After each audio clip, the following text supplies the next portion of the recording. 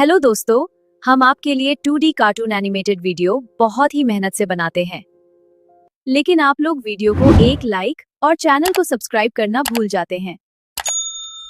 यदि आप लोग चैनल पर पहली बार आए हैं और आप नए हैं तो प्लीज चैनल को सब्सक्राइब करें और वीडियो को लाइक करें, ताकि हमें मोटिवेशन मिल सके और हम आपके लिए और भी एनिमेटेड हॉरर स्टोरी वीडियोस लाते रहें।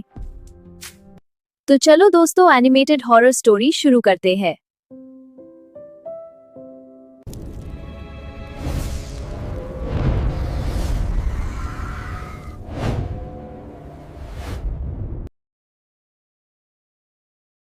रात का तीसरा पहर था। आसमान पर बादल ऐसे छाए थे जैसे किसी ने पूरी दुनिया को काले कपड़े से ढक दिया हो। हवा में अजीब सी ठंडक थी और चारों ओर फैली धुंध सब कुछ निगलती जा रही थी। उस सुनसान कच्चे रास्ते पर एक आदमी अपनी लालटेन लेकर धीरे धीरे आगे बढ़ रहा था। उसका नाम हरिकेश था। हरिकेश पास के गांव बिसनपुर का रहने वाला था। वो शहर में मजदूरी करता था और कई महीनों बाद घर लौट रहा था, मगर किस्मत को कुछ और ही मंजूर था। देर हो जाने की वजह से उसे जंगल का वही पुराना रास्ता पकड़ना पड़ा, जिसके बारे में गांव के बुजुर्ग अक्सर डरावनी कहानियां सुनाते थे। हरिकेश अपने कंधे पर बोरी टांगे चल रहा था। हाथ में लालटेन थी, जिसकी हल्की पीली रोशनी बस 2 कदम आगे तक ही दिखाई दे रही थी। उसके कदमों के नीचे कंकड़ चरमराते और आसपास के पेड़ों की शाखाएं हवा में ऐसे हिल रही थीं जैसे कोई अंधेरे में खड़ा उसे घूर रहा हो। वो बुदबुदाया, हे भोलेनाथ, बस घर तक पहुंच जाओ। बार बार जोर से धड़क रहा था। हर झाड़ी के पीछे उसे कोई परछाई दिखाई देती। अचानक दूर से एक औरत के रोने की आवाज आई।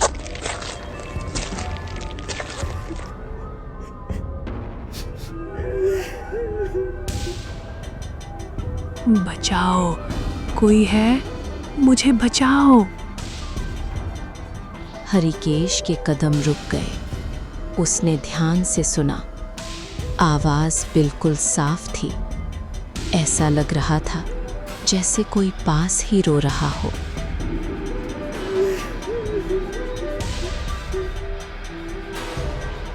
इस जंगल में औरत? उसने हैरानी से सोचा। आवाज फिर आई। कोई है? मैं रास्ता भटक गई हूँ, मुझे घर जाना है। हरिकेश का दिल पसीज गया। शायद कोई मुसाफिर होगी। वो आवाज की दिशा में बढ़ने लगा। धुंध और घनी होती जा रही थी। पेड़ों के बीच से गुजरते हुए उसे लगा जैसे कोई उसके पीछे पीछे चल रहा हो। तभी उसने देखा, एक पेड़ के नीचे सफेद साड़ी पहने एक औरत बैठी रो रही थी। उसके बाल चेहरे पर बिखरे हुए थे। हरिकेश ने पूछा, अरे बहन, कौन हो तुम? धीरे सिर उठाया। उसका चेहरा धुंध में साफ नहीं दिख रहा था।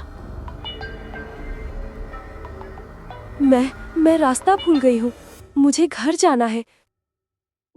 उसने धीमी आवाज से कहा। कहाँ का रास्ता चाहिए? बस तुम मेरे साथ चलो, मैं रास्ता बता दूंगी। उसकी आवाज में कुछ अजीब था। ना दर्द ना डर, बस एक खालीपन। हरिकेश को गांव के बुजुर्गों की बातें याद आईं। उन्होंने कहा था, जंगल में अगर कोई अजनबी आवाज बुलाए तो उसके पीछे मत जाना। हरिकेश ने मन में सोचा, पर ये तो एक बेचारी औरत लग रही है, अगर सच में मुसीबत में हो तो? तभी अचानक पीछे से किसी ने उसका नाम पुकारा। हरिकेश, ओ हरिकेश। वो चौंक कर पलटा। ये आवाज तो उसकी माँ की थी।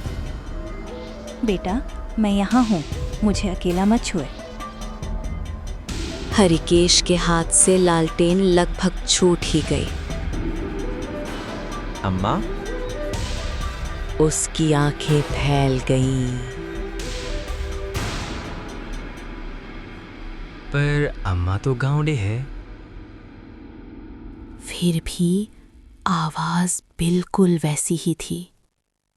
सफेद साड़ी वाली औरत अचानक उठी और धीरे धीरे उसके पास आने लगी। चलो, तुम्हारी माँ तुम्हें बुला रही है। हरिकेश के पैरों में जैसे जान ही नहीं रही। उसका दिल डर और मोह के बीच फंस गया था। तभी अचानक दूर से शंख की आवाज सुनाई दी।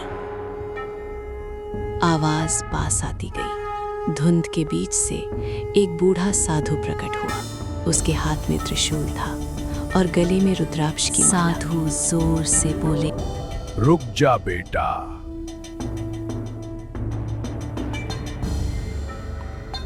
हरिकेश ठिठक गया। साधु ने अपनी माला से भस्म उठाकर उसके माथे पर लगा दी। पीछे मत देखा। उन्होंने आदेश दिया, या जो तेरे सामने खड़ी है या धूम के एक चुड़ैल है जो आवाज बदलकर सभी को फंसाती है। हरिकेश का गला सूख गया। क्या? साधु बोले,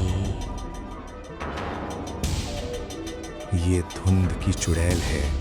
ये हर उस इंसान को फंसाती है जिसके दिल में सबसे ज्यादा लगाव हो। कभी माँ की आवाज बनकर, कभी पत्नी की, कभी बच्चे की। हरिकेश बेटा, मुझे छोड़कर मत जा। साधु ने जोर से मंत्र त्र्यंबकम पढ़ना शुरू किया। यजामहे। अचानक हवा तेज चलने लगी। धुंध गोल गोल घूमने लगी। औरत का चेहरा विकृत होने लगा। उसकी आंखें लाल हो गईं और चेहरा सड़ने लगा।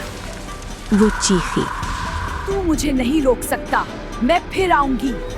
और अगली ही पल वो धुंध में गायब हो गई। जंगल फिर से शांत हो गया। आपने मेरी जान बचा ली। हरिकेश जमीन नहीं पर बेटा, बैठ गया। अगर तू उस आवाज के उसका तेरी लाश भी शरीर नहीं कांप रहा था।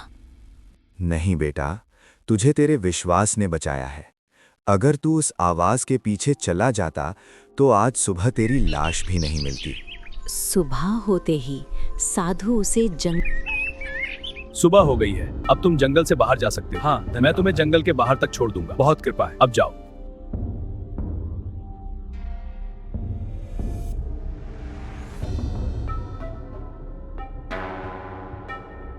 हरिकेश घर पहुंचा तो उसकी माँ आंगन में बैठी चूल्हा जला रही थी।